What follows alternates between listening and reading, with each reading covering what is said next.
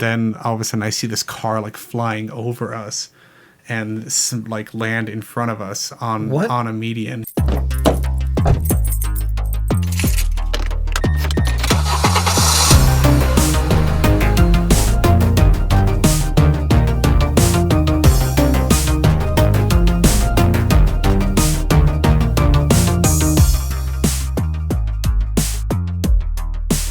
My name is Alex Thompson. I sing for the band Death Support.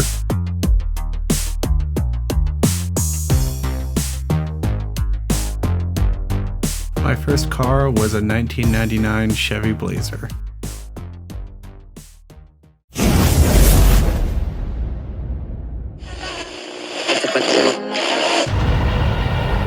Resisted barbarians, overpowered savages, thwarted the uncivilized. And that was just on the drive to work.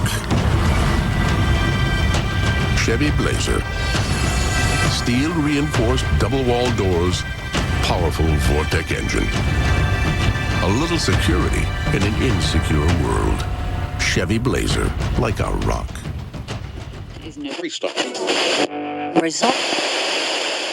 It was actually my family car for a long time. When I was like 5 or 6, I think my parents got it. It was like, pretty new at the time. It's like buying a brand new vehicle, kind of crazy to think about. Even then, they're quite a bit cheaper back then, but with inflation and stuff, it's still a crazy thought to buy a brand new car. But yeah, my parents bought it, and that's how my family got around for a long time. It was a white Chevy Blazer, and it, a few things that I like distinctly remember that I thought was like really cool about it was the center console like lifted up, and it technically counted as like another seat. Oh yeah. Yeah, but like thinking about it now, it's like no one could like safely fit there. Like maybe like a child, but children aren't supposed to be in like the front seat. But yeah, we had that for a long time, and then that actually became my brother's first car when he got a license, and then it became my first car when I got a license. So yeah, it stayed in my family for a very long time. Well, actually, my stepbrother has it now. Once my brother and I my brother got his own car, and then I had that car, and then I got my own car, and then it just kind of sat for a while. And every time one of our cars would be like getting worked on, we would then use that thing again because it was just kind of hanging out. Yeah. And then eventually it just like sat for so long, and my stepbrother ended up like buying it from my mom, and he just has it now. I don't know. I'm not still sure how kind of in the family. Yeah, it's hanging out. It still gets used from time to time, I'm sure. I don't know if anybody's using it as like a daily driver anymore. I think it's more like kind of like a farm vehicle at this point. So I grew up like in central Bismarck, like over on 13th Street. Mm-hmm. And all of my jobs and all the schools I went to and all the jobs I had were like walking distance. So it was never like really big on my priority list to get a license until I got like a serious girlfriend who I'm now married to. Like, she really like pushed me for getting my license because she was always driving me around. I mean, not like like other people were driving me around too, but like obviously when we started like dating and hanging out all the time, like she was always driving because I didn't have a license or a car. Yeah.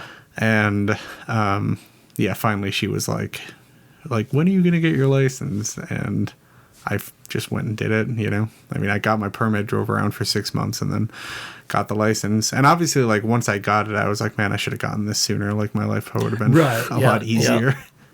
Yeah. I, funny enough, when I asked her to be my girlfriend, it was in January in 2011, and she lived over by the Memorial Bridge. I lived on 13th Street. That was like 45-minute walk. And, and it's freezing out. I wasn't about to do that. Like, I would have if I had to, but like, I was definitely not trying to do that. So I was at a friend's house, and I knew that like I had a very limited window that I could go to her place. And like, obviously she's still living with her parents, and I had like a very small window that I could go over there.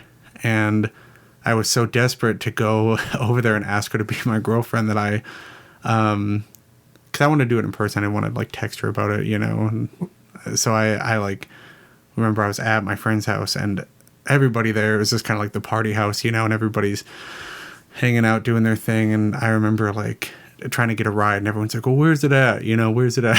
They didn't want to give me a ride because it's cold out and, gas is expensive. And I paid someone $20 to drive me from this house on 9th Street, like a couple blocks away, over to the Memorial Bridge, basically, and then back. Like, it was like a less than 20-minute ordeal. They got $20, so obviously, like, they got we both got pretty good ends of the deal, but yeah, they got a pretty good chunk of change for a very small amount of their time. Yeah.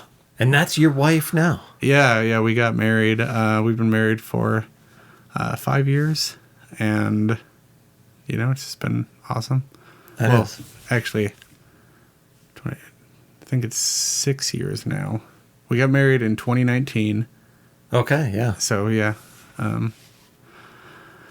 We got married August 2019. We started dating January 2011.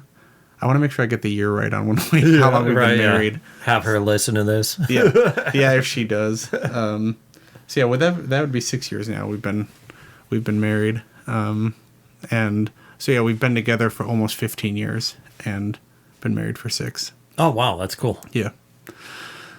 Yeah, and she kind of pushed me into getting my license, and which obviously, like, I should have just had my license by then, but I never really had a need for it, so I never got it.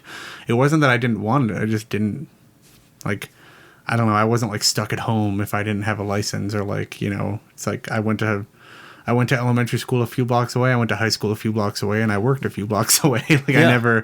Everywhere I wanted to get was, like, normally, like, a 20-minute walk at most, and that was not a problem for me. Right, yeah, same. At the time, my dream car, I wanted a Prius for, like, the longest time. Obviously just being young and not being able to afford a car, sucked. And so I just drove around this for as long as I could. And then I found a Prius on Bizman Online for, like, I don't remember how much anymore, but it was this, like, nasty green color 2008 Prius that I ended up buying. And at the time I was doing contract work for a lady that owned, like, a car wrapping business. So she wrapped it to be matte black for me. Oh, really? Yeah. And then I just got these brand new wheels for it that kind of matched, like, the wrap job I had, and I was going to get the windows tinted. I was very excited about it. And then I got hit by a sleeping driver on the interstate, and that car got absolutely destroyed. Yeah. I was driving back from Grand Forks from a show with the band that I was in at that time called Home Invasion. And I remember, like, we left Grand Forks, and it was really late, and I just remember, like, thinking, like, how am I going to stay awake for this? Yeah. And I was in the passenger seat, actually. And Al was driving, and we kind of, like, tried to have this rule, because we were a 2-piece. We always toured around in my Prius, and we would just, like, pack it full of stuff. Mm-hmm. Like, all of our gear, all of our props, and, like, our lighting and stuff. It was, like, wall to wall, front to back, floor to ceiling, like, full of stuff. And then it's, like, up to the front 2 seats. And I remember we had this, like, rule that we tried to stick with, which was, like, we co-pilot each other. Like, we stay awake for the drives, because driving by yourself sucks, you know, especially late at night. And I remember, like, sitting there, we were listening to, I don't know the name of the song, but it's by the band Swallow the Sea. And their songs are, like, 9 minutes long, and, they're very, like, trance-like almost. Like, they'll repeat a part for so long that you kind of get lost in it. I mean, it's really cool, but that's, like, what they do. And we were listening to this one song, and I remember, like, kind of, like, nodding off almost, and I was like, man, how am I gonna, like, stay awake for this? And, like, while I was in the midst of, like, having that thought, there was just, like, this crazy, like, thud from behind us, and then, like, that jolted me awake, like, immediately.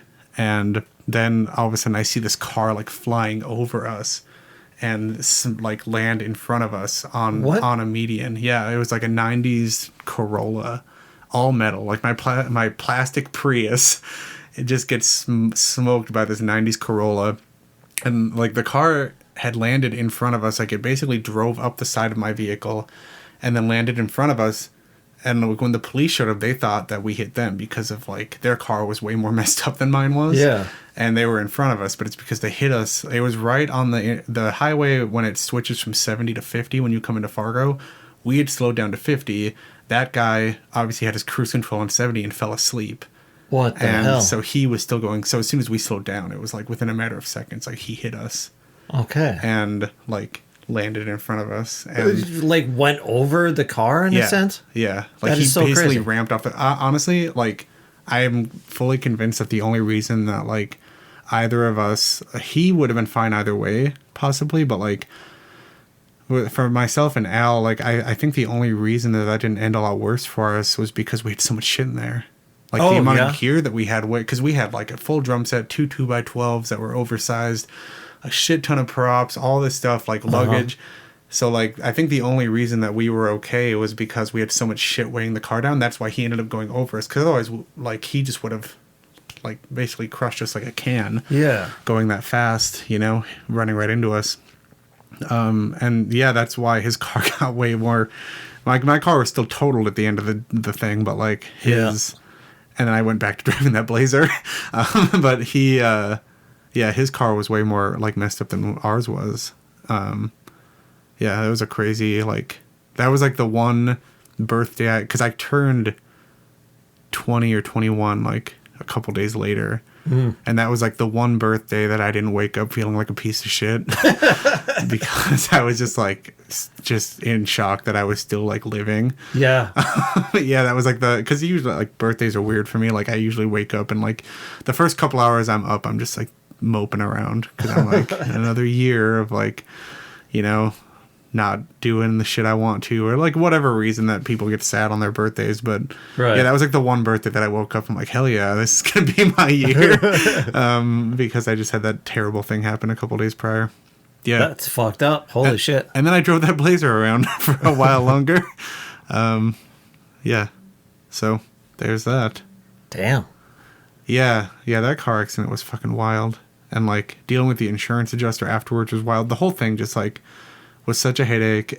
And like obviously nobody was hurt, which was crazy. Like his car they were coming back from a wedding and his car was full. He had a passenger and 3 people in the back seat, and then he fell asleep and they were all fine and we were fine. I got a concussion, but that's it, you know.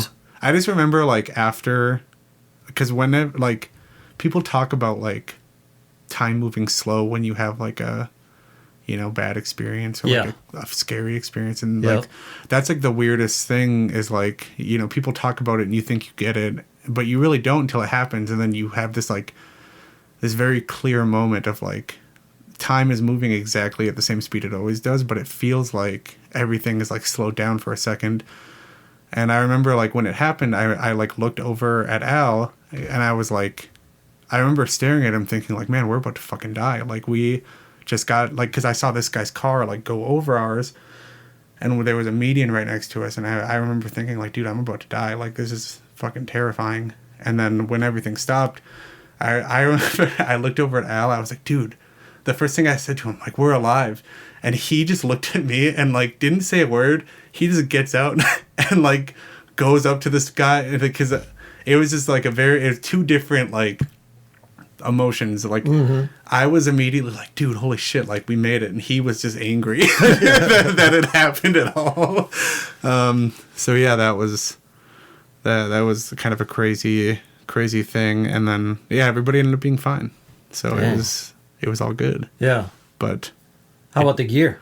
The gear was fine. Everything, like none of our cabs broke, none of our heads broke, none of our like our drums were fine, our hardware was fine. Everything was fine. Like Shit. Yeah, it was insane. And we just ended up like, I mean, I immediately just started like getting on the phone because I have a lot of friends in Fargo, like in the music scene. And I was like, because at that point I'm like, this car's not fucking going anywhere, you know? And we don't live around here, and I'm certainly not leaving all of our gear in like a fucking on the side of the road, you know? So I'm immediately thinking like, who do I know in a band that has a van that can come get us?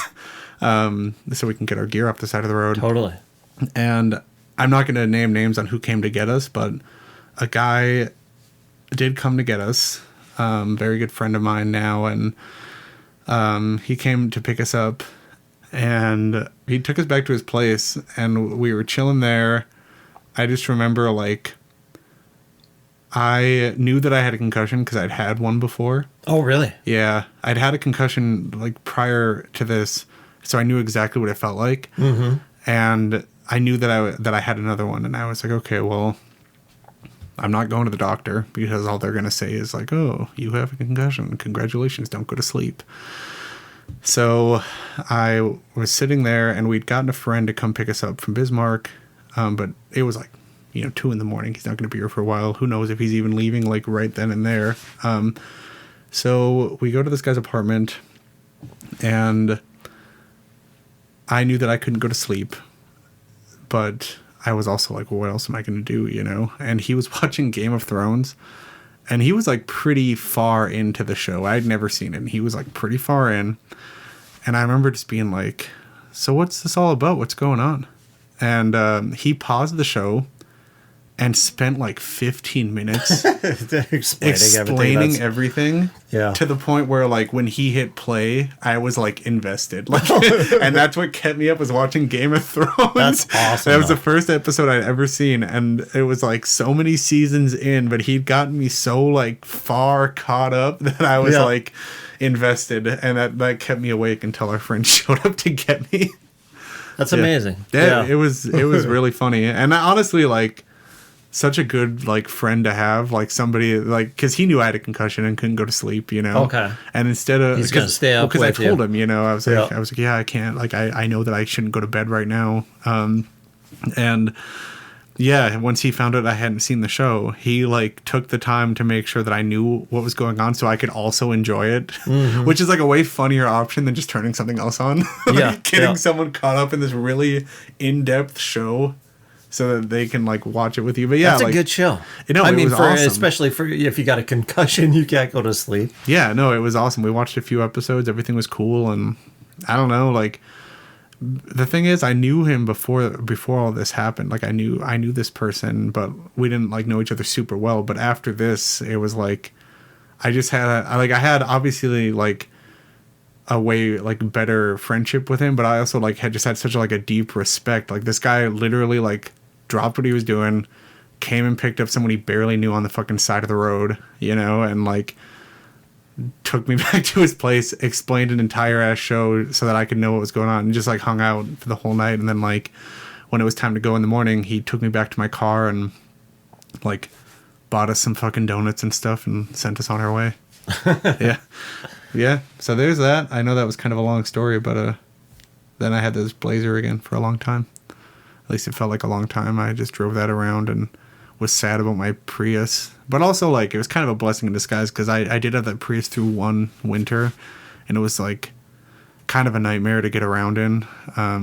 It was definitely one of those things where I was like, maybe I should get another car for the winter if I really want to be driving this thing around, because like I'd get high centered like whenever we'd have a bad snowstorm or like get stuck places all the time. And then because it's like an electric car, it's like if you're not keeping it like heated or like plugged in, it's obviously not going to start super easily. So yeah, maybe if I move away, a Prius will be back on my list. But right, yeah, farther south a little bit. Yeah. So I never like had an accident in that car, thankfully, but I did have like a very stupid but teachable moment. It was actually, I was talking to my wife about it on the drive here, not even because I was on my way here. We were just like at that intersection, and I was like, yeah, every time I'm here, I think about this thing. But the intersection of State Street and Boulevard, where you're like coming off State Street and you kind of have to go on that little side thing and sit there at the stop sign and like cars come up from 9th Street or from Boulevard. When I was like 16, or no, I had to have been 17 or 18 because I had my license. I was working at Applebee's as a line cook. I worked on the fry side there, and like if you've ever been a fry cook anywhere, you know that like your clothes just permanently smell like that once you've worn them in the restaurant. And I was so sick of fucking smelling like that all the time, so I had like it didn't matter how much you washed your clothes, it was always kind of there. So I had like a very distinct set of like work clothes that I wore, and it had just started getting like really fucking cold out for the year, I remember. And like I didn't want to wear my winter coat to work because I was like, I'm going to fucking like, I'm going to wear this to work. Stink it up. Yeah. And like, I'm either going to have to keep this in my car so that it doesn't smell. But then that kind of defeats the purpose of it. Right. And then on top, then I'm going to get into my car at the end of my shift and not be able to wear it because it's going to smell like a fucking fryer. So I was like, I'm just not bringing my coat. Like, I live 10 minutes away. It's fine. And even though, like, my parents always like, oh, you got to have winter gear in your car. Right, yeah, you of know, course. Yeah, because that's like, we live in North Dakota. Like, of course you have to have fucking winter gear in your car. But that day I drove to work, got done, drove home, and I got to that fucking intersection, and I was waiting, waiting for the cars to go by, and it's kind of blizzarding out, and my fucking car shut off. Like, at that intersection. Like, not on the side of the road, not in the middle of the lane, like, just at that like, right there. So there's cars behind me that still have to go that can't fucking go anywhere. Mm-hmm. I can't go anywhere. I'm, like, 4 or 5 blocks from my house, and the car shuts off, and now I have no fucking jacket. It's freezing outside. I have no hat, no gloves, no nothing to keep warm. I'm just wearing, like, a smelly shirt and smelly pants, and, like, I'm getting out of my car trying to look at it, looking like a fucking idiot because I have no winter gear. And it's getting like really fucking cold, and I'm like, this is so dumb. I'm like a few blocks from my house, but like I can't leave my car here. I'm in a fucking intersection. So this police officer shows up and like parks behind me, and comes up and asks me what's going on, and I was like, yeah, I have someone coming to tow it, but I just have to fucking wait. And I remember I had to sit in the back of this cop car so I didn't like freeze. Yeah. So yeah, that was like, I don't know. It was dumb because like I knew that I should have had winter gear, but like because I didn't want my brand new like expensive winter coat to smell like a fucking fryer, I didn't bring it. And then right. Obviously I ended up needing it. And yeah, like obviously ever since then it's like I've never not gone somewhere with a proper like coat and gloves. Once you're fucking stuck out in the winter, yeah. Yeah. So I used to be too cool for coats at one time in high school. Everybody. Yeah, everybody in high school Yeah. had those moments. I don't know why. You just wanted to show off your clothes, or your coats were too bulky, or just not that cool, I guess. And like, it's only cold when you're outside. You don't want to carry that around all day. Yeah. Like that's where I was at with it. There's not a lot of room in a locker to keep it anyways. Right. So I get it. Too cool for coats. It's a real thing. It's a real shitty thing too, man. Especially, when you're caught out in the depth of that cold. Yeah. Oofda. I remember when I still had that car, Paige and I had gotten our dog, Cora, that we still have now, and she was like a real small, like we got her when she's like 8 weeks old, so she's like the size of a fucking rat just hanging out in that center console that lifts up. Like she would hang out there and I would just kind of drive around. But the car, like my parents never switched it to anybody's name. Like it was always just like I think it was always under my mom's name. Mm-hmm. And it just never had you under insurance. Yeah. It like we never like it didn't switch from like her name to my brother's and my brother's to mine. It was always theirs. Mm-hmm. And then we drove it. And I remember like we had taken the dog down to Paige's grandparents' place, and to like have them meet the dog and hang out and whatever. And I remember we were leaving, and they had a trailer on South 12th Street. And we were turning out, and I remember turning left onto 12th Street, and as soon as I turned, this like cop had driven down 12th Street, and they turned around immediately, and I was like, man, like I already know they're gonna pull me over. I didn't fucking do anything like most people who get pulled over. Like it's always like some arbitrary shit half the time. Like if you're like, honestly, if you don't like, if you get pulled over for speeding, that's one thing, but every other time you get pulled over, I feel like it's always some fucking arbitrary thing. And they turned around though, and I was like, fuck, I'm gonna get pulled over, but I was like, well, whatever. I'm just gonna keep driving. Like, right. I'm not doing anything. Yeah, I was like, I have nothing in here that's gonna get me in trouble. Like, I'm not doing anything wrong. I'm just gonna keep driving. And they stayed behind me on 12th Street, and then I got to the light on Expressway, and I turned left. And I know, so a lot of people don't seem to know this, but like the technical law in North Dakota for when you're turning onto a one-way is you have to turn into the closest lane. Right.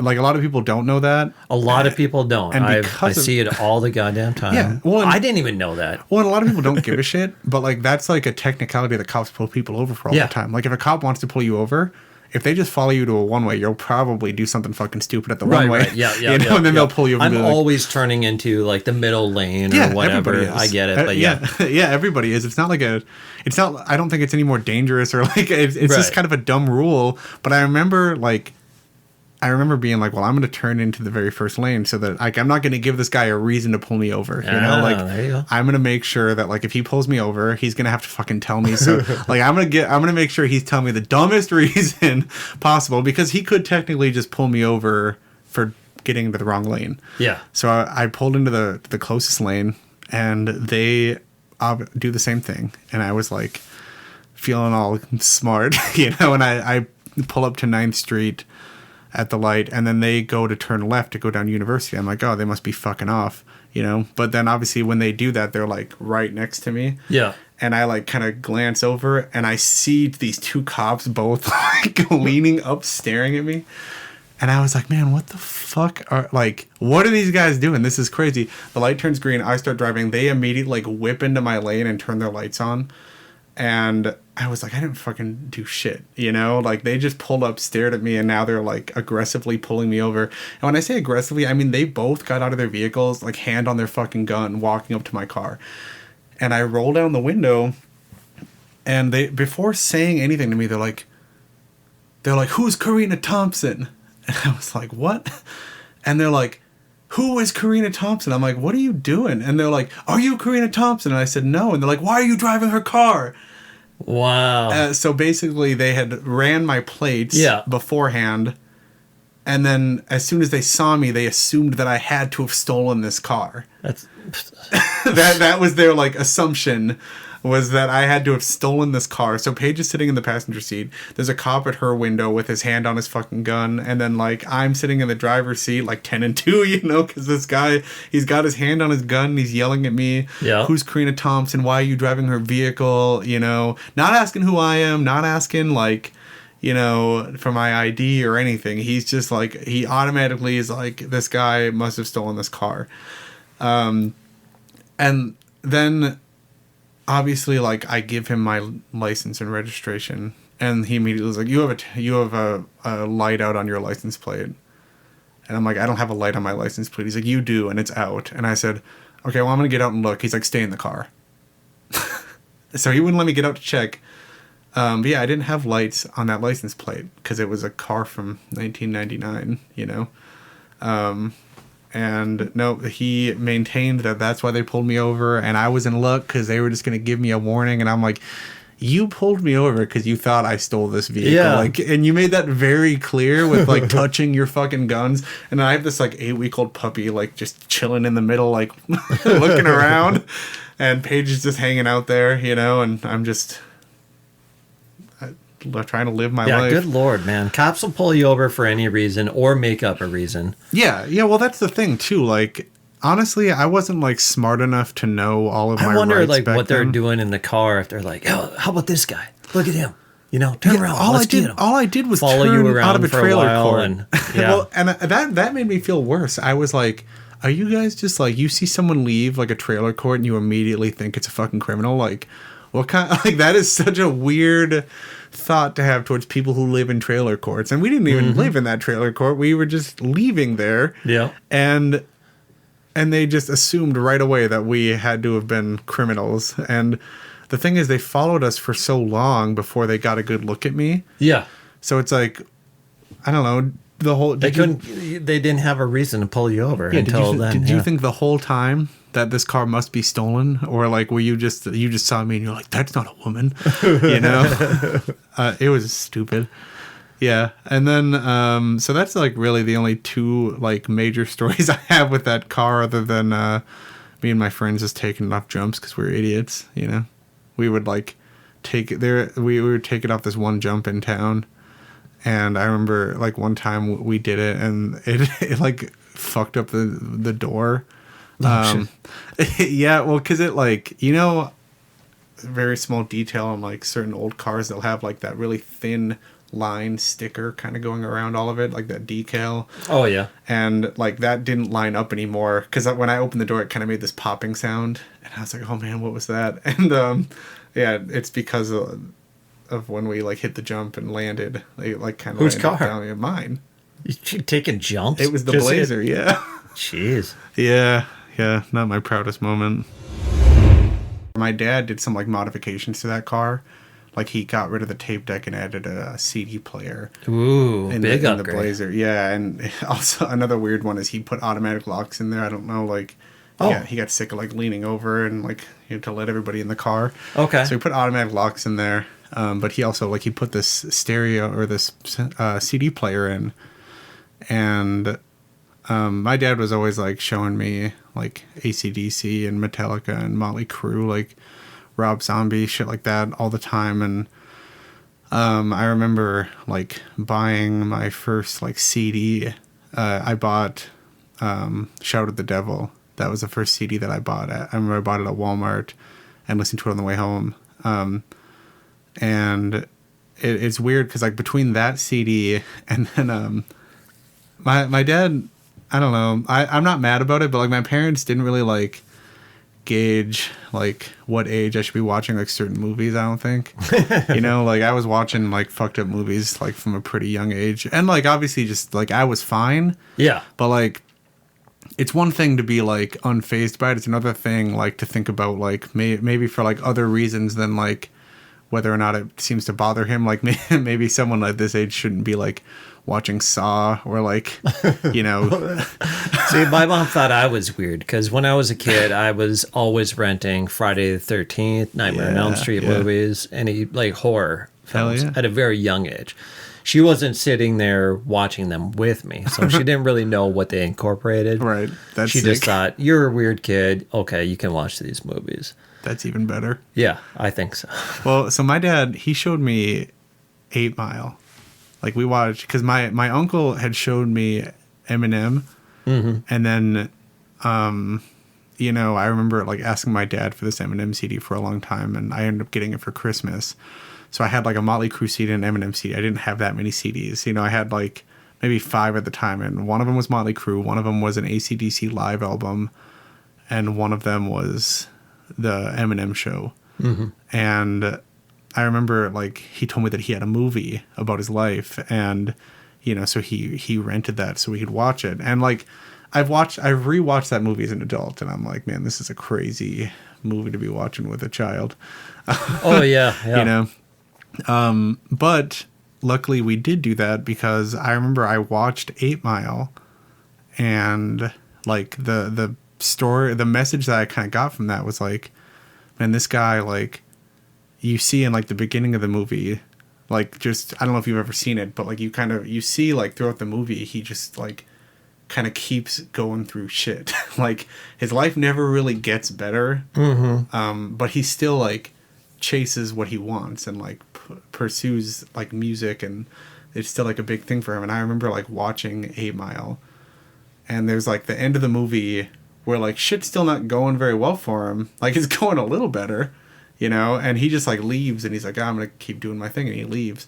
And that's kind of the end of the movie. Sorry if I just spoiled that for anybody, but like I remember like I watched that and I just felt so fucking inspired. I was like, man, like this guy, like this really like meant something to him. And because I at this point, like I knew, maybe it wouldn't have mattered at the time, but like I knew how like successful he was before I watched that movie. Yeah.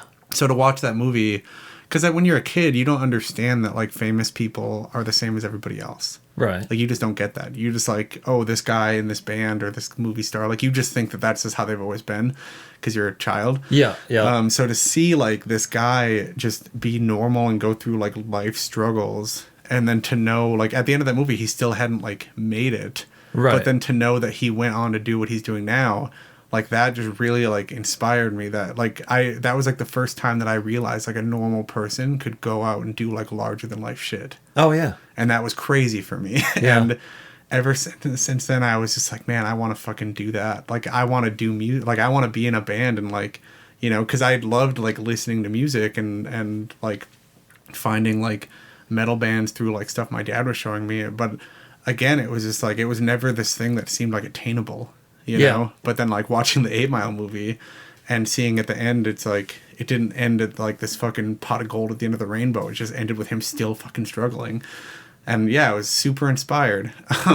And that's how I started like deciding I wanted to play in a band. And then like that's all I really talked about was like wanting to like play in a band and like be a rock star. And like my grandpa caught wind of that and he gave me his guitar that I still have to this day. Oh yeah. So that was my first guitar came from him. And then he had a drum set at his house, which I thought was like the fucking coolest. So we'd go to his house and that's all I wanted to do. Like we'd get into his house and all I wanted to do was go play his drums.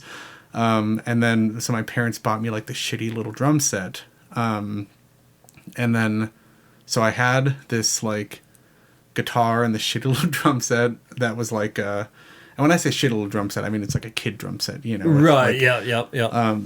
Like no offense to the drum set or to my parents who bought me the drum set, but you know, it was just like it was all like one piece that you could pick up, and it was like a small bass drum and like a one tom and then a snare drum. I got my kid one of those. Yeah.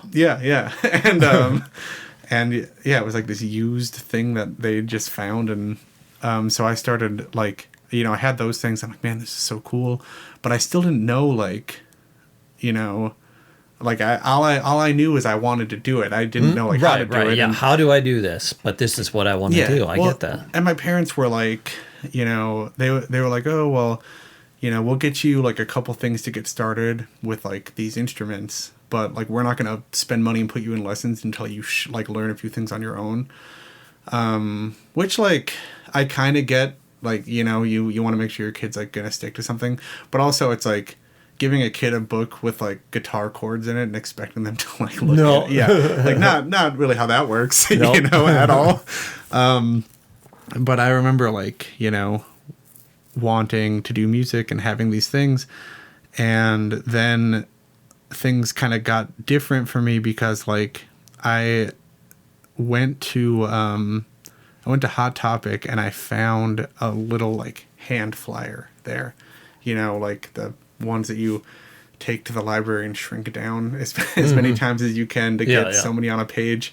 You know, I found one of those. It was like a bright neon color and it had all these band names I couldn't fucking read on it. And all I saw was that it was happening at the Doublewood Inn. And I remember being like, whoa, there's bands playing at the Doublewood Inn. Like, this is, because at that point, the only concert I'd been to was like, my mom and I went to see Richard Torrance at one point. Yeah, like, I don't remember where he played, but we went to go see that. And the only reason I knew about him was because he came to our school and like did some stuff with the music class for a little bit. Yeah. Oh, that's cool. So, or maybe it was just not even the music class. I think there was like kind of a seminar that he did where like, you know, he just played some music and talked about his life. But that was like the only concert I'd ever been to. And of course, that's not what I'm trying to do. Like, that was cool, but at the same time, it's like, I don't want to do that. Like, and I remember like, you know, begging my dad to take me to this concert. I was like, you know, can we go to this? Can we go to this? Can we go to this? And he's like, yeah, you know, like, I'll take you, sure. Like, he kind of, like, I don't think it was like super reluctant, but he was like, yeah, okay. But like, you know, your brother has to come. And, you know, so me and my brother went to this concert at the Doublewood Inn, which is where I saw one of my neighbors there, Tyler Zeller. He lived down the street from me. And I saw him there. And he, like, we were talking, you know, because we knew each other. And he's like, yeah, my brother's band is playing. That's Vendetta Spoken. They were playing.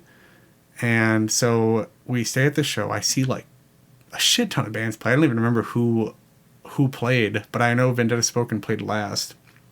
And, you know, so we'd done this whole show. Vendetta Spoken played, blew my fucking mind. You know, it was that was like a pivotal moment, like seeing like a local metal band with someone, like, I didn't know his brother, but I didn't know Tyler's brother at the time, but I knew Tyler.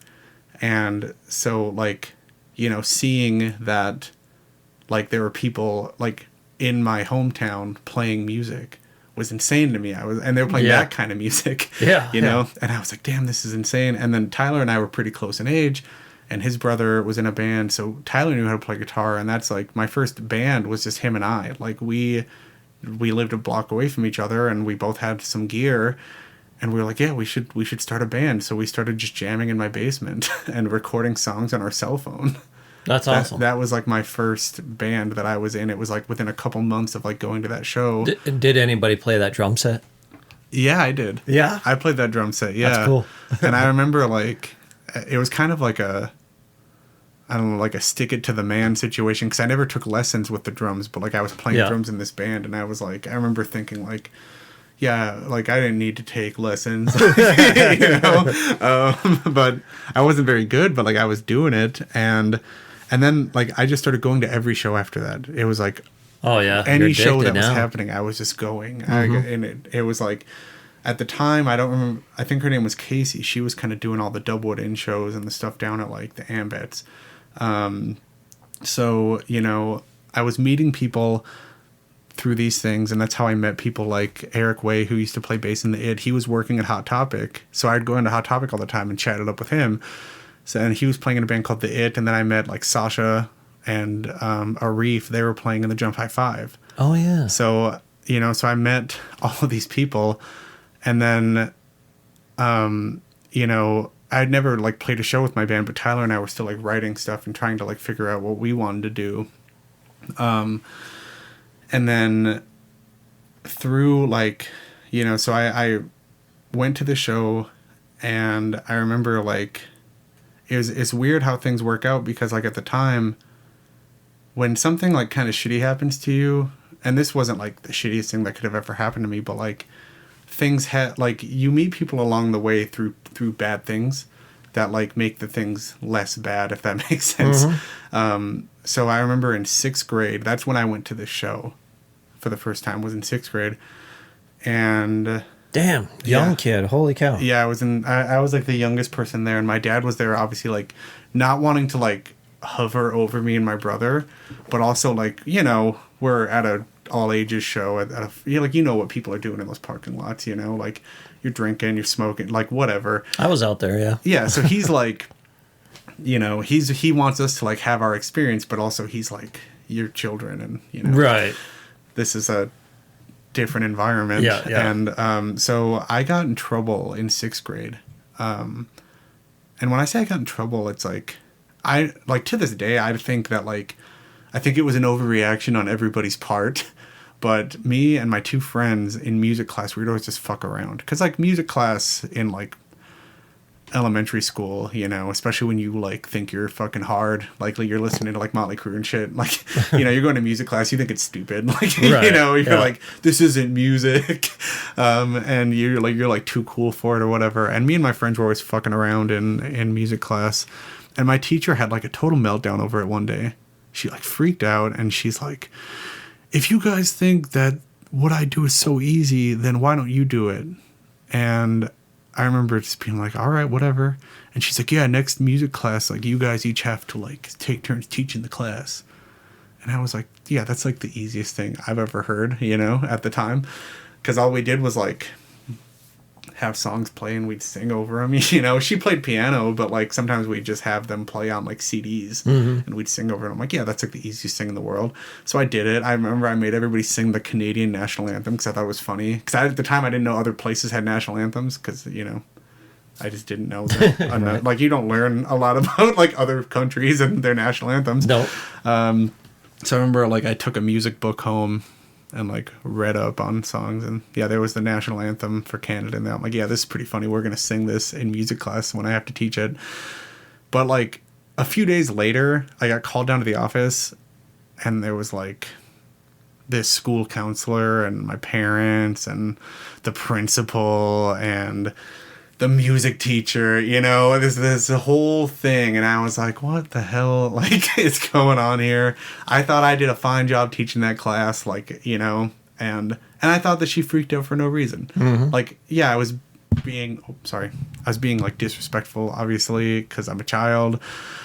And I realized as an adult I shouldn't have been acting that way, but I did. And anyways, they told me in this thing, they were like, we think you're going down a bad path and you're about to start middle school and like things are going to be different, you know. And they're like giving me like, I don't want to say the drug talk, but like it kind of felt like that, you know. That's like they were worried that like based on my current behavior that I was gonna like, I don't know, start being involved with stuff I shouldn't be. Sure. So anyways, I got sent to Youth Works for the summer.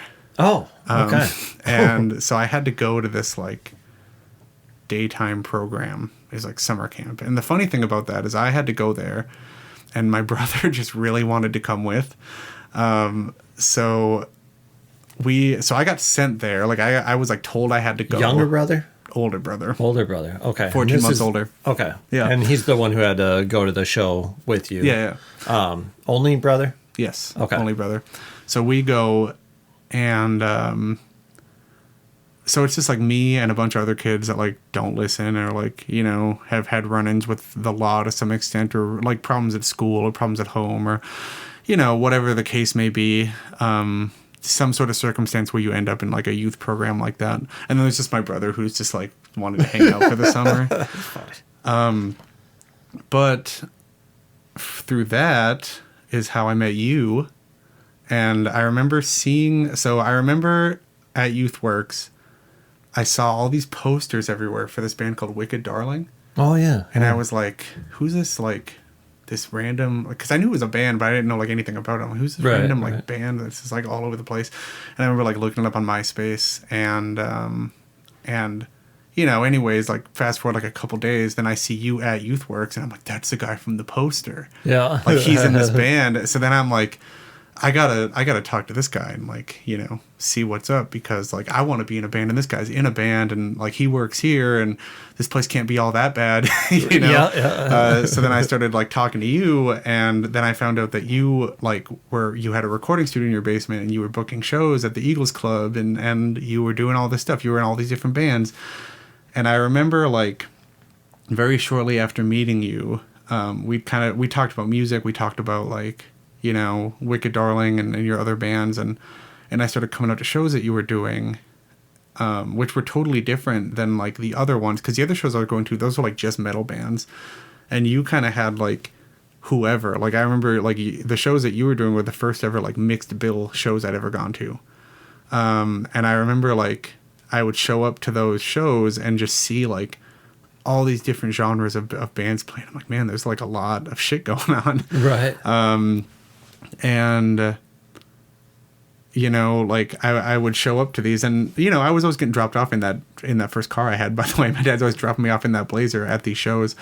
And I remember there was like, you know, more than one show that I would go to and, you know, just like be blown away, you know, at not even just like the metal bands playing, but all the bands playing, and like just kind of like opening my eyes to like how many different local musicians there are, like just in the community, and how many different like instruments people, like there are people playing different instruments in different bands, and there's people like, you know, like in more than one band and stuff like that. I'm like, man, that's crazy. You can be in more than one band, all this crazy shit all the time. And yeah, so like Youth Works at the time seemed like the dumbest way to spend my summer, you know, but like the trade-off of like going to Youth Works is like I found out about like what you were doing in the community and like and your bands, and because at the time I didn't know anybody that was booking shows at all. I just knew that there were shows happening. I didn't know how or why. Right. And I remember you were one of the first people to start letting me in for free in exchange for like handing out flyers or like you know, helping bands. Like I remember like one of the first shows I went to that you'd put on, I didn't have any money, and I remember like my dad was kind of done giving me money, you know, and because I got like a very small allowance at the time, and I remember my dad like dropped us off at this show, and I had no way to get in, and I remember asking you like, hey, like, can I help the bands like load their shit on stage and off stage to come in for free? And you were like, yeah, I don't care. And I was like, I just remember being like, whoa, that actually worked. Like I couldn't believe that, like, you know, that worked. Like I thought for sure I was just going to hang out in the parking lot and listen to the bands. So yeah, that's when I started like helping band. And that's when I started to like actually like meet band members. Cause like, otherwise I was just watching them and I was too awkward or shy or nervous to go like say what's up. So then, like, through helping bands load their shit on and off the stage, I actually started meeting a lot of people in the scene. And like, that's such a cool way to insert yourself, too. It was weird. Well, I didn't even think about it as like a networking piece. Right. Yeah. I just was like, I don't have $5. I don't have $5, and I gotta get into this show. Like, how the fuck am I gonna finagle this one? Like, So I didn't want that to get out at the time, but I rarely would turn anybody away if they didn't have money. Right, you know, if they didn't have money, I would kind of pull them to the side and, you know, just tell them like, hey, maybe you can pay it forward next time or whatever, but at least come enjoy the show. Yeah, absolutely. But I didn't want that to get out. Otherwise, more people would just show up like, I don't have $5. But that's like the unfortunate part is like, you don't want to turn someone away, but at the same time, like, you don't want everybody knowing that, like, you're kind of like, I don't want to say like a pushover is not the right word, but like, you don't want to. You don't want to have people see you, like, let people in for free, because then they're just gonna like, course. Oh, sorry, I ain't got $5. Yeah, I know what you mean though. Because I started booking shows shortly after that and ran into that a lot. Mm-hmm. But yeah, so that's how I kind of got into the scene and like started going to shows. Was like that. It started with that flyer at Hot Topic, and then just kind of snowballed from there. Yeah, and like meeting people and like I to this day like. I think about myself back then, like when I see like a really young person at a show now, I think about like how I was back then. Mm-hmm. And I think about like so I don't really like kids. I'm just going to throw it out there. I've never like I don't know. I'm not like I have a very like I'm good with kids, but I also get like annoyed pretty easily. Yeah. That's just how I've kind of always been.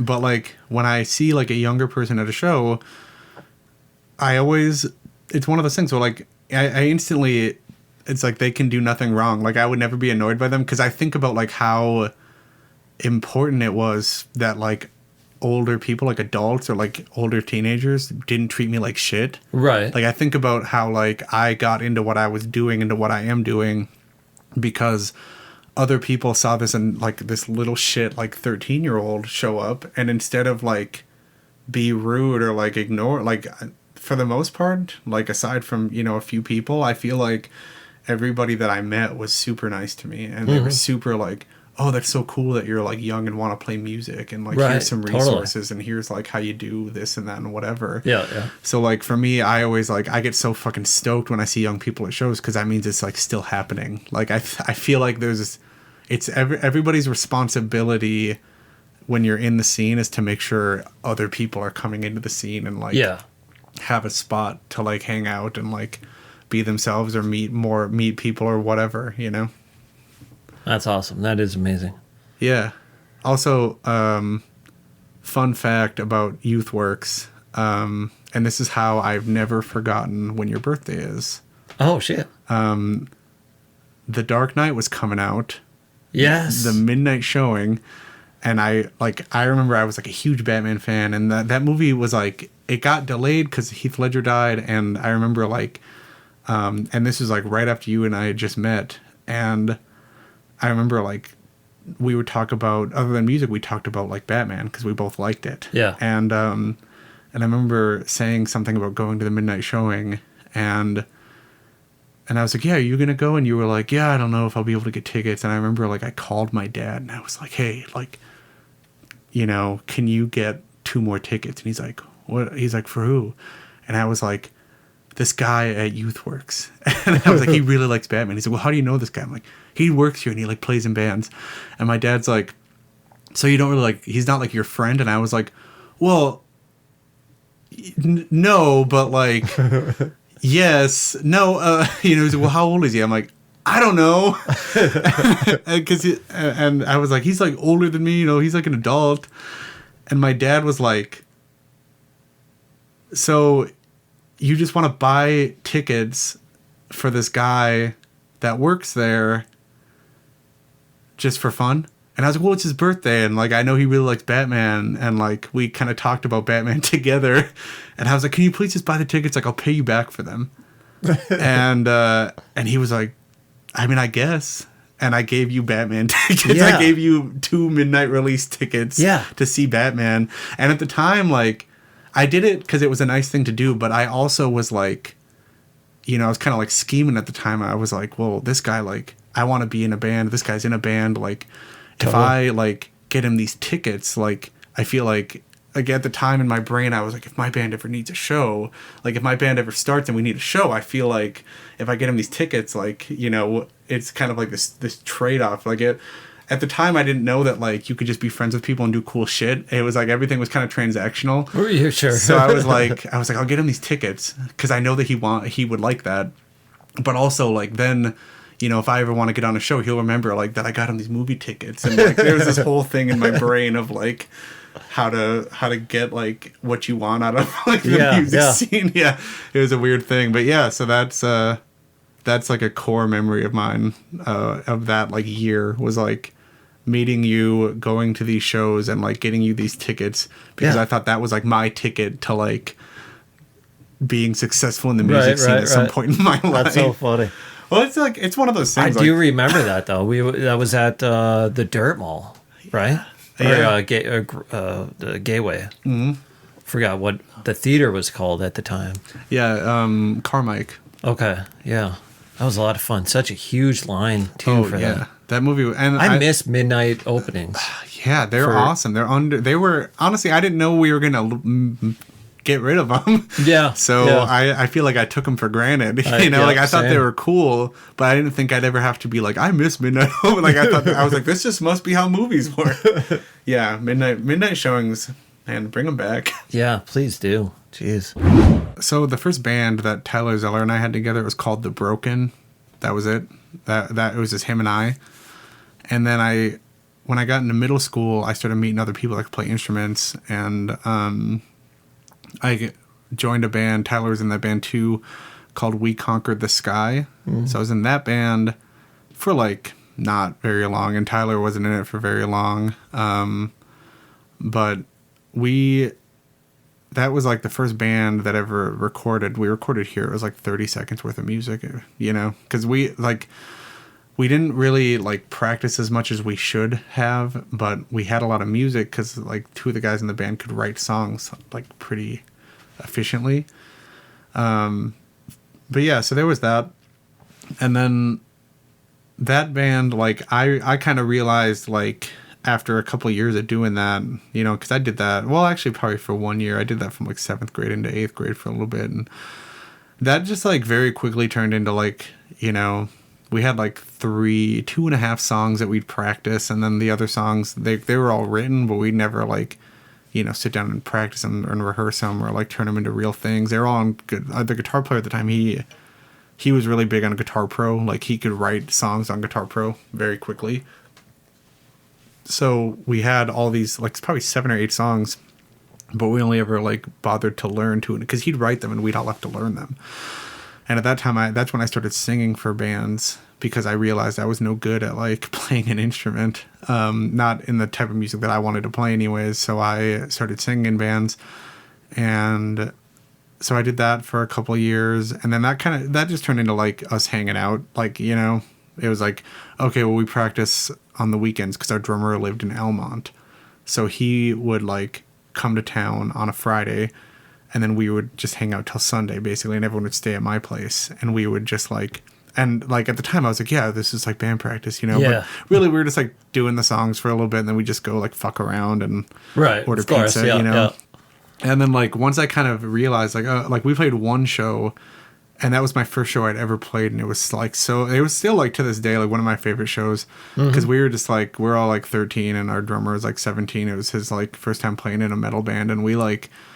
When we played this show at Project Noise that I had booked, which I kind of booked it. Like I had bands that I wanted to play with, but I didn't know how to do it. So I just remember like I emailed or I messaged Project Noise on MySpace, and I was like, hey, here's these bands that like I really want to have a show this day with these bands. Like, can we do that?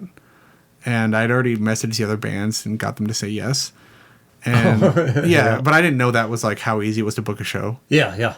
I had no idea. I was like, I have to give this to somebody to do something with it. And I remember like hitting up Project Noise and, being like, can we do this? And they were like, and he was like, yeah, that's fine. And so like my band played our 2.5 songs. And then obviously all the other bands played. But I just remember like the feeling that I got from like playing live for the first time. I was like, man, that was fucking crazy. Yeah. But after I did that, and we never really did it again, and we never like worked on more songs, it was just kind of like we'd do the 2.5 songs we had, and then we'd just fuck around for the weekend. I was kind of like, man, I really like I want to be in a band. I don't want to just do this, like I want to do the thing, and do it for real, and like go record and like maybe play out of town. That was kind of like a big milestone for me. Was like, if there's if you can play here, you can play anywhere. That was kind of my attitude. So right. Yeah. So I didn't necessarily quit that band. I just started doing another band. And then they eventually, like, I guess technically kicked me out, but not really. Like, everybody in that band went and started their own band without me, is kind of how that worked. But I wasn't, like, too bummed about it because, like, we weren't doing anything anyways. Mm-hmm. So I was like, yeah, whatever. So then I got into Critical Acclaim, which was with Mike Garvey, Jordan Kitzman, and Ryan Horner. So I started doing that with those guys. And Jordan Dittis was in that band for a minute, too. And I was doing that for a bit. Probably like 9 months. I don't know. We didn't last very long. Everybody started doing other shit and having other things they were working on. And then I remember, like, I was messaging somebody who played in a band in town here. I was messaging him because he was in this metal band. Oh, no, it was Anthony Howe. He was drumming they were called If I Ran the Zoo at the time.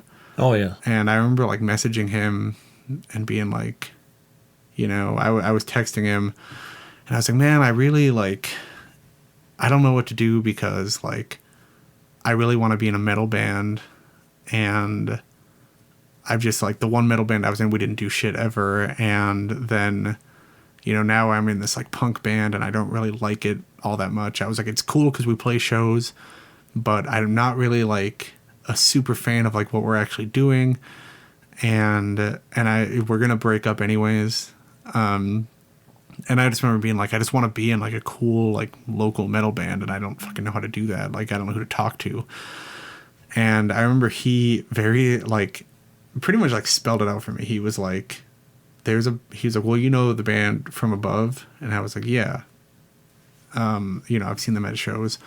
And he was like, well, their drummer has a brother named Trevor that's, like, around your age. And he's like, go to their next show, meet that guy, and start a band with him. He's like, it's that easy. Right. And I was like, well, I've never met him. He's like, who cares? He's like, this is what he looks like. Just, like, go there and, like, introduce yourself to him and try to start a band with him. And I was like, yeah, okay. So I, like, go to this show coming up because at this time Make a Change was doing a lot of shows. And, you know, I went, like, so I'd already known about the Make a Change shows because I was kind of helping out at those too. Like, after I started, like, loading and unloading at your shows, I found out about these Make a Change shows and I kind of started doing, like, the same thing there. And I remember, like, going to a show that From Above was playing, and from there I met Trevor, like, because I saw him. I saw the description of the guy from the text message, and I went up to him. I was like, hey, you know, I'm, like, introduced myself, and I was like, we should start a band together. And this is, like, the dumbest shit in the world because, like, I was still in Critical Acclaim at the time. Uh-huh. And I was like, we should start a band together. He's like, oh, yeah, okay. And he's like, do you have a place we could jam? I said, yeah, my basement. He's like, okay, cool. And I was like, yeah, like, do you want to come over and, like, we can fuck around, see what happens? And he was like, yeah, can I come over on, you know, this day or whatever? And I was like, yeah, that's cool. He's like, well, I live in Lincoln, though, and my parents are going to have to drive me. But, like, they'll bring my gear with. He had, like, a 412 and a head and a guitar. And I was like, okay, cool. Sounds good. Like, I'll see you then. And the day rolls around. I fucking forget about it. And everybody in Critical Acclaim is like, you guys want to go see Toy Story 3? Because it just came out. Yeah. So we all just got, like, really fucking high and went to go see Toy Story 3. And I'm, like, sitting in the theater just, like, baked out of my fucking mind, you know?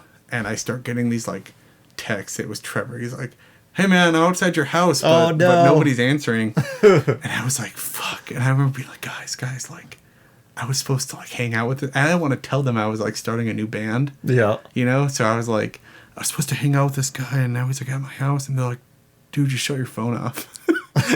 And I was like, what? And they're like, yeah, dude, just, like, shut it off and say your phone died or something.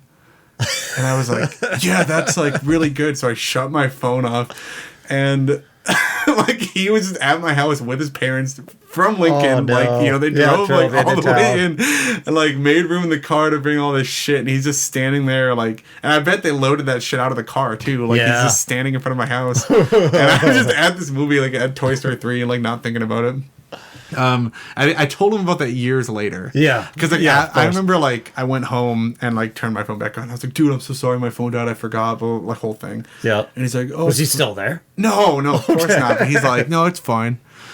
And then I was like, I kind of thought that I blew it with him. I was like, yeah, we're probably not gonna start a band together, So I was like, whatever, it's cool. And what a shithead. Yeah, but obviously we've since like, Trevor was the best man in my wedding, like we've become best friends and like, we've been in bands together. We've done a lot of shit together. And but yeah, that was like my first time like being in a band with him. With like first practice, I did shit to go to Toy Story 3, high as shit with my friends and like turn my phone off when he started calling me. That's so funny. So then I was in this band called Reach for the Sky with him. And then that band kind of turned into this other band called Along the Lines Of, and then that band turned into a band called Sequences. And I did that band for a long time, and they had a bunch of lineup changes. I was the only one that kind of stuck around. And then I did that band for like probably the longest amount of time. And just, once I got like a solid group, I was like, all right, well, let's go on tour, So I started booking tours.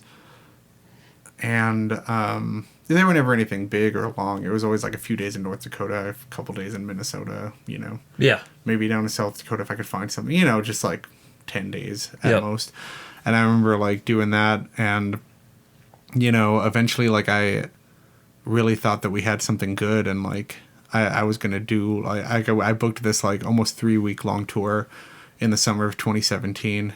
And it was the first like real tour I'd ever been on. And I remember like after that tour, it like went so well and everything like worked out. And I was like, man, this might be the band that I like really get to do this with. But then like, our drummer, he went to college and like moved away, and I could never really find like another one that was quite like him. And, it was like we would just jam when he was back in town. Yeah. So like that kind of fizzled out. And then I was like, all right, I got to start like thinking ahead a little bit for more stuff. And then I ended up playing in Home Invasion because Sequences had to drop a show, and I hated dropping shows. Because like at this point in my life, I'd started booking shows, and I always hated when bands dropped last minute because it put me in such an awkward spot. And so I was like, I had this big thing with Sequences. I'm like, we never drop shows. This is not what we do. And we had to drop a show. There was no way around it. And so I remember like Al, who was playing guitar in Sequences, I was like, dude, we just got to make something up. I'm like, we just got to like figure it out, do this like improv thing. And he's like, okay, yeah, well, let's go work on some stuff. So like we went to our practice spot. We got like one cool like kind of doom riff down. And I was like, yeah, like doom bands play this shit for like 20 minutes straight anyways. Like, we'll just fucking do this. And, and I was like, it's just a one-time thing. Like, who cares if it sucks, Like, we're going to go play the show in Grand Forks and do whatever. We were playing with the band Shovels from Australia. And I remember, like, at this practice space, he was like, well, what do you want to call it? And I was like, I don't know, do you just want to wear, like, ski masks and call it Home Invasion? I was like, maybe I can write some lyrics while, like, breaking into someone's house. And he was like, yeah, that sounds fun. Like, let's do that. And then we went and played this show in Grand Forks. And he ended up, like, live streaming it for some reason, which I thought was, like, so fucking embarrassing, because, like, it was just a super, like, rough, not well-rehearsed thing we were doing. Mm-hmm. But, like, because he live streamed it, we listened to it back afterwards. We were like, man, some of those parts fucking rip. And then we were like, why don't we just keep doing this? And so we did that for, like, a few years. Oh, wow. We were, like, writing music off that and, like, recording and playing shows and doing the thing. That was, like, my first, like, record label releases with that band. My friend Brian in New Hampshire, we ended up meeting through like a different record label subgroup on like Facebook. It was like, yeah, they had like a group for like people that were just fans of the label, and we ended up meeting in there, and he ran this label, and I was like, it was kind of like adjacent bands type shit, and I remember like sending him the music. It was just like this really shitty like live version of something. It was like you couldn't really hear it very well, and I was like, yeah, here's my band, and I didn't even like send it to him thinking anything was going to come out of it. I just like sent it over to him to show him what I was doing, because we were just talking online. And he was like, yeah, this is really cool. If you want to put this out, let me know. And I was like, damn, like this guy actually wants to like put out like my band, and that was like this insane thing to me at the time. So I remember I was like, well, we got to get this recorded. Like, this guy's going to, like, put it out for us. And, like, you know, so we ended up, like, recording that. Like, that's the first and only, like, full length I've ever been on. And, yeah, so I did Home Invasion up until that just kind of naturally, like, fizzled out. Because we had this whole, like, concept and, you know, thing with it. And, like, it just kind of fizzled out and kind of ran its course. And we both got, like, busy with other shit. And that's when I was like, all right, I got to, like, you know, start another band and try. Like, it was kind of like one of those things where I was like, man, do I really want to do this all over again? And I did, and I'm glad I did. And now I am doing Death Support, and that's kind of where I'm at in life now. Yeah. Yeah. Tell me about this band then. Well, Death Support... Like, I haven't seen you guys yet. I haven't been out and about. And I know you've done at least one tour. Yeah, we've done 4 or 5 tours now. Shit. Yeah, we kind of, like, hit the ground running with that. So I actually, like, Death Support started as, like, a local band. You know, there was 6 people in it, and we were writing this kind of, like, doom metal, post-metal type stuff, and, you know, it was everybody in the band except for, like, 2 people. We all had other, like... I was the only person in the band other than, like, 2 brand new people to the scene that didn't have other shit going on, like, with other bands, you know? So it was like, we wrote 4, like, really awesome songs, and then we went to Minneapolis and, like, demoed them out with a friend of ours. And then, you know, things just, like, in a weird way, things just kind of, like, settled down. Like, people, like, got busy with other projects and busy with life, and... You know, it was one of those things where it was like, okay, well, we practice every Sunday, and then once Sunday would roll around, at least one person couldn't make it, or 2 people couldn't make it, or we couldn't decide on the right time, or someone had this going on last minute. So we just kind of stopped practicing and writing, and, like, things just kind of fizzled out. And at that point, honestly, I was kind of like, man, I'm not doing the band stuff anymore. Like, I'm just going to, like, focus on, like, work and other bullshit that I'm doing, you know? And I was pretty done with being in bands, because it was one of those things. I'd become, like, very cynical. I was like, well, you know, what I wanted out of this isn't what I'm going to get out of it. So, like, what's the point? That's kind of where I was at with it. Was like, you know, I don't want to just be a local band forever. I don't want to just, like, you know, like, I wanted to, like, be a band that toured and, like, put out music and, you know, did all of these, like, things that I, like, dreamed about when I was a kid. And and I just, like, didn't see that happening because I was, like, getting older. And, you know, I say getting older, but I was still, like, in my 20s. You know, I just turned 30, but at the time I was, like, thinking, you know, my clock was, like, running out with, like, actually doing it. And I was, like, pretty content with that. Like, you know, I just kind of got over it pretty quick. And, you know, but still, I just had, like, a weird, I don't want to say, like, resentment, but, like, I kind of, like, I would get old, like, memories that popped up on, like, Facebook or Instagram of, like, cool shit that I was doing at one point. I'm like, man, like, if only, you know. And it was just kind of like whatever. And then I actually, like, so I ended up getting a message from my friend Tim, who used to play in a band called Alistair Hennessy back in the day that I used to book in town. He hit me up, and he's now playing in this band called Ghost Bath that my friend Dennis McCullough started. And Dennis... He grew up in Minot, and, like, he was playing an apparatus when I met him. And so Dennis was one of, like, my first friends. Like, he was another one of those, like, you know, first, like, adults that kind of took me serious. Or I say adult, he was probably 17 when I met him, and I was 14 or 15. But I remember, like, they put out this single on MySpace that I really liked. And so I commented on their MySpace page, and I was like, I really like the song, you know? And and he had like commented back to me and was like, and this was the first band I'd ever known from out of town. Every band I'd ever interacted with was like a Bismarck band. This was the first band from not Bismarck that had ever talked to me. And he commented back right away. He was like, thanks, man. We're playing at the Mysteria Theater on this day.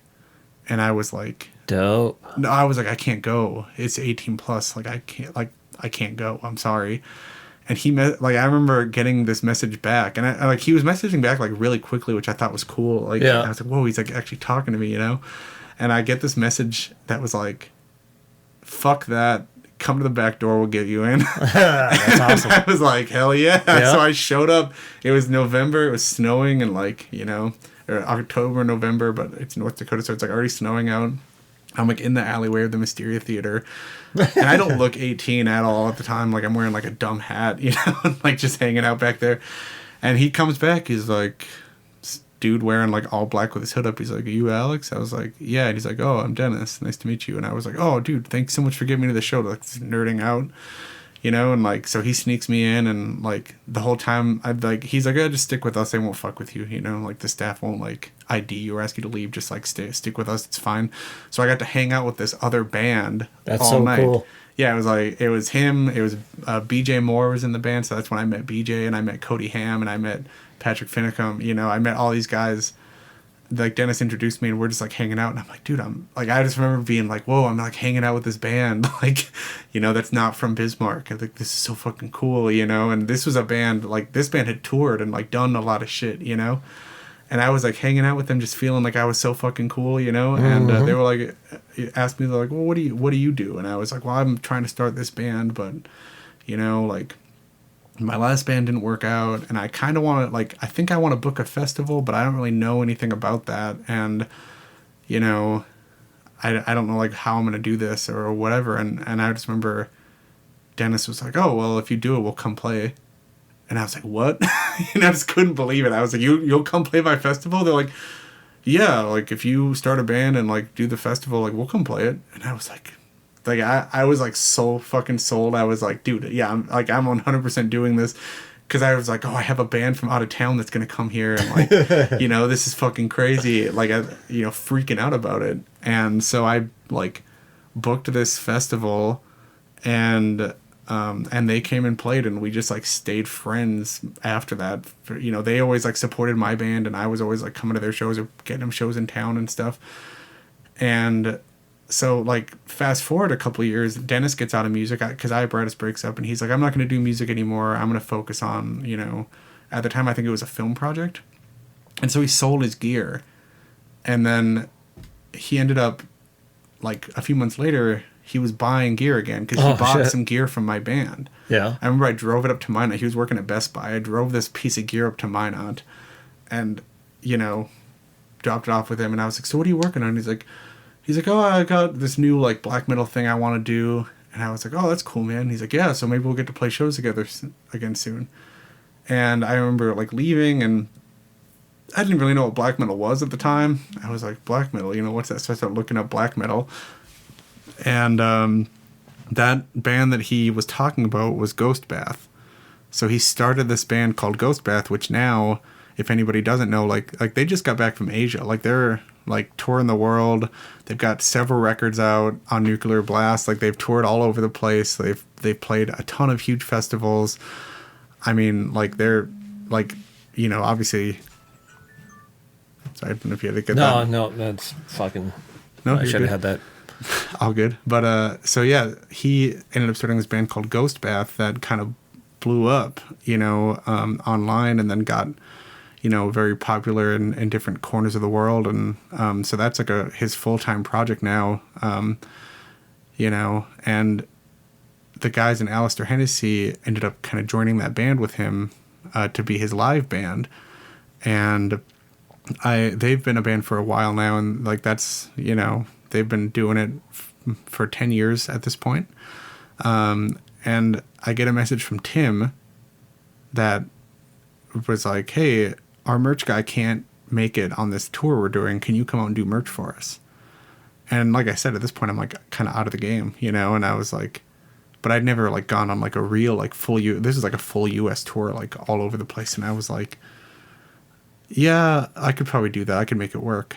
And somebody else got it. Like in the time that it took me to message him back and commit, they gave it to somebody else. And I was like, fuck, man. Like, and I just remember being like, dude, this is why I'm like not doing this shit. Like, you know, I get my hopes up, and, you know, now it's not going to work out, and, you know, whatever. But the tour gets canceled.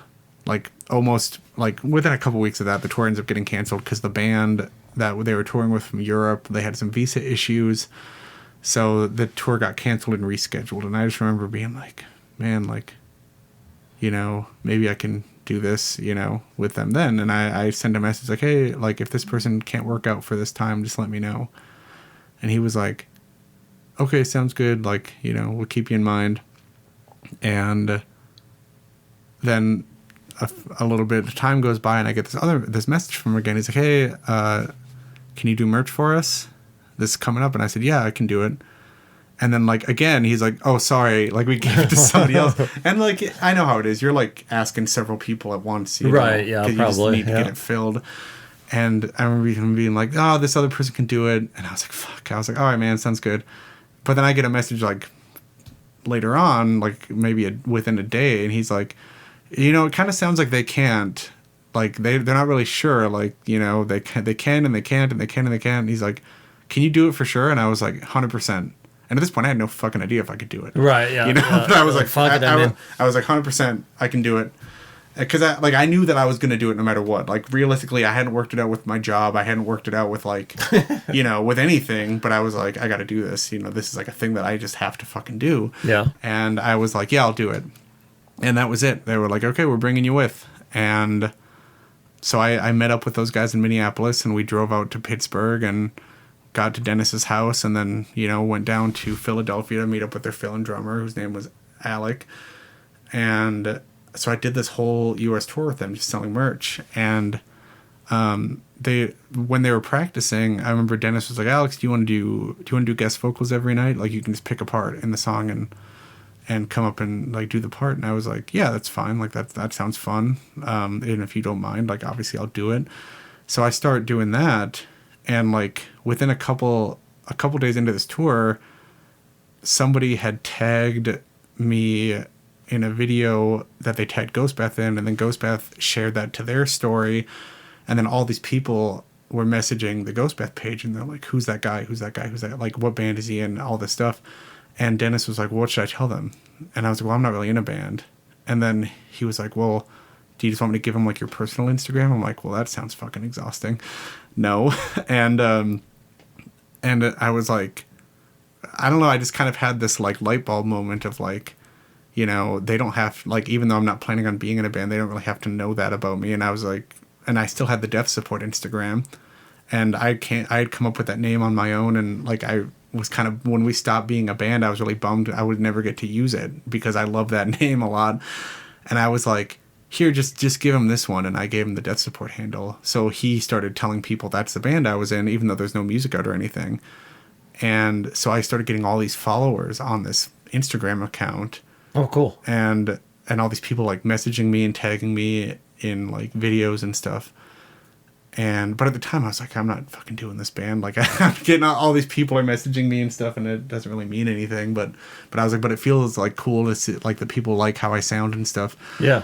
And I remember, like, you know, being on that tour, and one of the support bands was like, well, do you have, like, your own band? And I was like, well, you know, I have these songs that I worked with a producer on a while back that I wasn't really going to ever do anything with. I just kind of had them. You know, like, I had this idea for, like, this, like, crusty, like, black metal band. I was like, yeah, I mean, I have these songs, but I don't think I'm ever going to put them out. And he said, well, why not? And I was like, I don't know. I was like, I probably just won't, you know. I was like, I have a lot of shit going on in life, and yeah, I'm busy all the time and whatever. And he's like, oh, well, he's like, I think you should. I don't think you have anything to, like, lose, you know. Mm-hmm. And I was like, yeah, we'll see. And then, like, the tour goes on, and me and Alec, their fill-in drummer, had just gotten along so well. Like, this whole tour, we're kind of hanging out the whole time, like, always, like, getting food together, exploring the city, like, you know, just chatting it up all the time. And they weren't in a metal band. They were in, like, a kind of post-rock band, and that was their full-time thing. And it got to, like, the end of the tour, and I remember, like, you know, we were pulling up in front of their house in Philadelphia and getting drums out of the trailer, and I just remember being like, man, I'm never gonna fucking see Alec again. Like, that sucks, because, like, this has been, like, super fucking cool to, like, hang out and, like, you know, see the country together. And, like, I just was, like, so fucking upset. And I just, like, hopped out of the van. I was like, hey, real quick before you go in, I was like, you should join my band. And he's like, yeah. And they were like, what? I was like, yeah, you should drum for my band. And they're like, well, you live in Bismarck. And I said, so what? We'll make it work. And they were like, yeah, I don't know, like, maybe just, you know, send me some songs. We'll figure it out, and we'll you know, we'll talk about it. And I was like, okay, yeah, cool. So then I left, and I remember, like, I posted this, like, Alec had posted this drum cam video that I got from the tour, and I remember I, like, reshared it to my story. And I just remember, like, putting something like, can't wait to start working on music with this fucking beast or something. Yeah. And, like, sent it out there. And they had reshared it and said something like, Alex only wants me in his band for the Philadelphia Bandcamp tag. And I was like, well, they reshared it. So, like, maybe they're going to do it, you know? So then I just kind of kept, like, hitting them up about it all the time. Like, I sent those, like, songs that I had. I was like, hey, check these songs out. Like, what do you think? And they're like, yeah, I don't know, these are kind of cool. And I was like, yeah, well, you know, if you want to like write some stuff to them, you know, let me know. And they were like, yeah, you know, I got other stuff going on. We'll see. And like, fast forward a few months, and Ghost Bath's going out on tour again. And they're like, yeah, if you want to come out with us again, like, you know, we had a great time last time, and, you know, if you're available. And I was like, it was one of those things where I was like, man, I gotta seize this fucking opportunity. Like, I had, like, this was, first of all, it was, that first tour I did with them, like, was so fucking fun. It was so awesome, and, like, working with them was so easy. And I was like, like, when they asked me to do a second one, I was like, I had, like, a lot of shit, like, coming up around that. And I was like, man, like, I literally, like, I was like, this isn't the way that I thought I'd be, like, touring the country. But, like, this is the opportunity that I have right now, and, like, I'm not going to let this be one of those things where I'm like, oh, yeah, that would have been cool. Like, right. So I was like, yeah, right. I was like, fuck it, yeah, I'm going to do it. And so I agreed to do this tour, and I see the tours going to Philadelphia. And I remember hitting up Alec. I was like, yo, we're going to be in Philadelphia on this day. We should film a music video. And Alec was like, yeah, I don't know, maybe. And I was like, no, we should do it. I was like, I'll find a video person, and we'll figure it out. And I was like, so, like, if you want to write drums to the song, you should do it. And they were fucking in. That was it. They were like, all right, yeah, we're doing this. Like, you're serious. You're doing it for real. Like, yeah. You know, so if you're serious, I'm serious. Like, let's fucking do this. And so that's how I got Alec, like, in my fucking band. Was I just, like, was basically pesting him for fucking months, just like, come on, let's do it. And yeah, so we've been making the long distance thing work ever since. That's crazy. Yeah, so like my band, you know, 2 of us live in town here, and then one of us lives in Philadelphia, one of us lives in Boston, and another guy we're working with lives in Tucson, I think. They live in Tucson, Arizona. So yeah, we just do like the long distance thing, and like it was the thing that I was at was like, I toured with Ghost Bath. I had all these new people like following my band, you know, and I was like, well, this is my band name. Like, I'm going to take it and do something with it. And, you know, I kind of like I didn't build this band out of like who lives in my hometown. I built this band on like who like wants, because at this point I was like, man, I felt like I'd been given, like, I know it sounds cheesy, but I felt like I'd been given like another chance at this, you know, where I actually like felt inspired and excited about it, you know? And I didn't dread what I was doing with music. And I was like, man, I need to find people that just want to fucking do it. Like, I'm not going to like, because every time I'd start a local band, I'd be like, guys, let's go on tour. And, oh, I only get X amount of days off a year. I can't because of this, or I can't because of this, or this and that. Like, everybody's got a million excuses to like why they can't fucking tour. Mm-hmm. And there's nothing wrong with that. I get it. But at the same time, it's like, you know, if that's not your priority, I don't want to be in a band with you, is kind of where I'm at right now. Right. Because that's my priority, is like getting on the fucking road and touring and seeing cool shit, doing cool shit, like writing music, touring, all that fun stuff. And like that's what I want to do with music. And so that's like, I found people that wanted to do that with music. So like Death Support only tours. Like we literally can't play local shows because we all live like other places. Like if we get hit up for local shows, if we ever get hit up for something local to either Philadelphia or Boston here, we have to really want to do it because we have to book a tour around it, because otherwise it's too fucking expensive, you know, like getting people to fly in and fly out. Right. Like, it's like logistically a nightmare. Yeah. So yeah, that's kind of what we're doing. It's hard to compress your story down into, you know, an hour, couple hours even. Right. So thank you for sharing a part of it and coming in. It's been so long since I've seen you, so. Yeah, no, good to see you again. Yeah, this has been great, honestly. And I don't know, I know they used to have like a recording studio down here, and now you still do, just in a different capacity. Yeah, right. Yeah. You know, which is cool. Yeah, and you know, I hope this is going well for you. But I also hope that if you do want to do music again, that you do. You know, whether it's like something by yourself or another band or whatever the case may be. I'm starting to get the itch. Yeah. You know, especially re-listening to everybody's story that's been coming in this last year, and I haven't been playing since 2019. God, that's insane. I know. I'm kind of reliving vicariously through other people too, just their first shows, you know, and I remember what it was like for me. And like, I don't know, just getting inspired different means, whether it's seeing another band come through or hearing a song or watching a movie, you know. Yeah. I mean, there's a lot of things that can kind of like bring up like past experiences, you know, and like sometimes it's positive and sometimes it's negative. Yeah. You know, yeah. On that note, one thing I didn't mention about the car accident story that still like to this day happens, when that song comes on by that band that was playing, like that band Swallow the Sea, or no, they're called We Lost the Sea. That's the name of the band. When that song comes on by that band, because I know which record it's on and I know where it's at in the lineup, like my chest like tightens up. Oh yeah, you get a little PTSD from that. Yeah, like when I hear that song, yeah, I immediately think I'm about to be in a fucking car accident. That's crazy. And I can't help it. Yeah. It's the weirdest feeling. Like that song will come on and immediately my whole chest will like get super tight. Yeah. And yeah, it's very strange. Yeah. So a lot of different things, whether it's a movie or somebody talking about something or right, whatever. Yeah. Sometimes it'll bring back good positive memories, or negative. Yeah. Yeah, you don't feel like you can't really pick which memories you hold on to, but you know, hopefully for the most part, you just remember the fun stuff.